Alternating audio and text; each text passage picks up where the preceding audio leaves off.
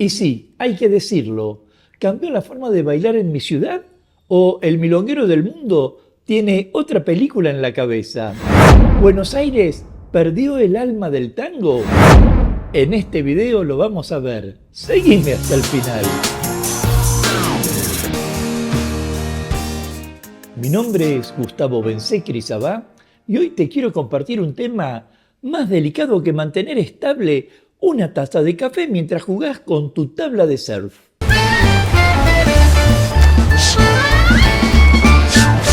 Y me estoy refiriendo a una experiencia que muchos vivieron y pocos se animan a decir en voz alta. Una experiencia incómoda, dolorosa, a veces frustrante y profundamente humana. Y que por título resumiría en si Buenos Aires perdió el alma del tango, si se baila bien o mal en Buenos Aires, y por qué tanta gente milonguera, local como internacional, dice que cambió la forma de bailarse en la ciudad. Algo que te quiero compartir en virtud de que una milonguera del mundo publicó un texto que muchos aprobaron y en lo personal me pareció bastante polémico. Pero primero quiero empezar diciendo algo que me parece importante.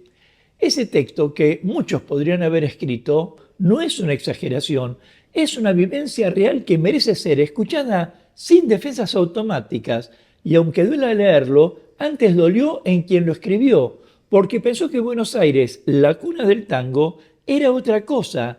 Creyó poder tocar la historia del tango en el abrazo de viejos milongueros que ya no están, o compartir bailes en espacios que hoy lucen distintos, y en algún punto sintió la desilusión entre lo que imaginó y lo que encontró. Porque sí, hay personas que llegan a Buenos Aires buscando un mito, buscando una promesa, buscando una experiencia casi mística. Orquestas latiendo en cada esquina, cabeceos sutiles, salones cargados de historia, abrazos infinitos, y cuando eso no aparece, duele y hasta despierta una frustración. En ese sentido, yo desperté tantas frustraciones que cuando entro a la pista, el DJ duda si poner un tango o una canción de despedida. Y en verdad, duele encontrarse con salones cansados, con luces que no embellecen, sino que delatan el paso del tiempo, con códigos que no se explican, con miradas que no llegan y la sensación concreta de no existir y apenas ser vista. Pero acá quiero frenar un segundo, porque esto no habla solo del tango, habla de expectativa versus realidad. Quiero decir, Buenos Aires no es un decorado, no es un parque temático del tango, es una ciudad viva, con gente cansada, con rutinas, con heridas y con defensas. Y el error, absolutamente comprensible, es creer que el tango vive en los salones, que el alma del tango está garantizada por la dirección postal.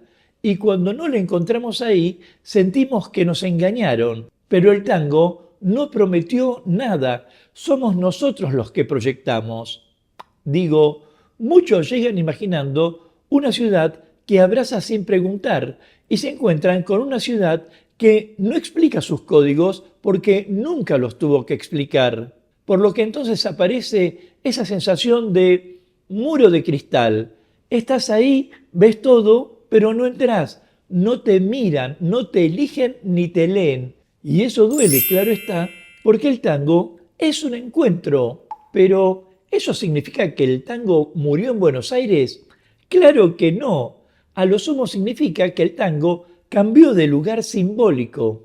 A ver, antes el tango era una lengua de pertenencia barrial, mientras hoy es un lenguaje global, y Buenos Aires quedó en una posición incómoda, porque lo cierto es que ya no es el centro exclusivo, pero sigue creyendo que lo es, y esto genera tensiones, egocentrismos, cofradías cerradas, grupos que se miran entre sí para confirmarse mutuamente que seguimos siendo los dueños.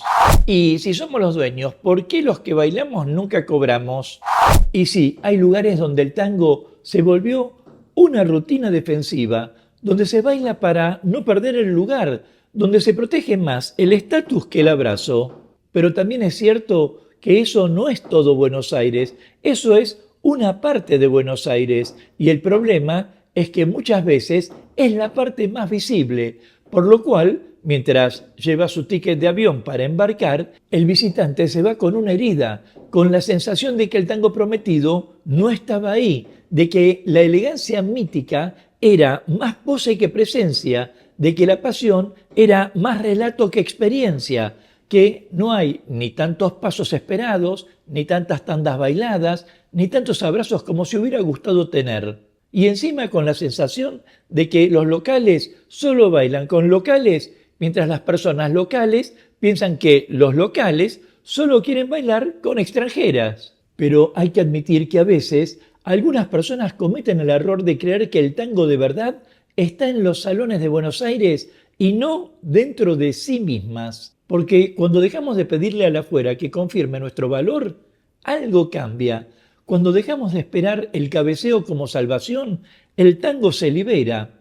Lo cierto es que Buenos Aires no siempre abraza, a veces exige, a veces ignora y a veces se defiende, como cualquier lugar que cargó durante décadas con una identidad mítica. Pero el tango no pertenece a quienes nacieron aquí, el tango pertenece a quienes lo viven de verdad, y vivirlo con verdad no significa saber más figuras, ni haber pisado más pistas, ni poder decir yo estuve aquí antes. Vivirlo con verdad es animarse a estar presente en el abrazo, aun cuando el contexto no sea ideal. Es escuchar al otro aunque no baile como esperamos. Es sostener una caminata simple sin necesidad de demostrar nada. Porque cuando el tango se convierte en un examen, deja de ser un encuentro.